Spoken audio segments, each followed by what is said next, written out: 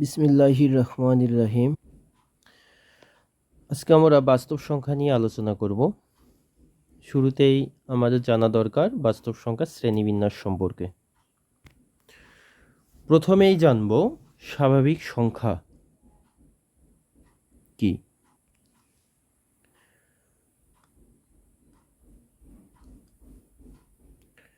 1 2 3 4 ইত্যাদি এই সংখ্যাগুলোকেই 1 2 3 4 5 6 7 8 এই সংখ্যাগুলোকেই আমরা মূলত স্বাভাবিক সংখ্যা বলে থাকি। ঠিক আছে, স্বাভাবিক সংখ্যার আরেকটি নাম দেয়া যায় বা একটা নাম আছে ধনাত্মক অখণ্ড সংখ্যা। এটার আরেকটা নাম কি? ধনাত্মক। ধনাত্মক অখণ্ড সংখ্যা।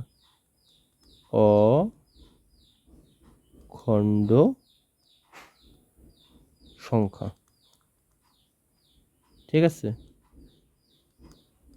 তাহলে আরেকবার বলি যে 1 2 3 4 5 এই সংখ্যাগুলোকে মূলত আমরা কি করি? স্বাভাবিক সংখ্যা বা ধনাত্মক অখণ্ড সংখ্যা বলে থাকি।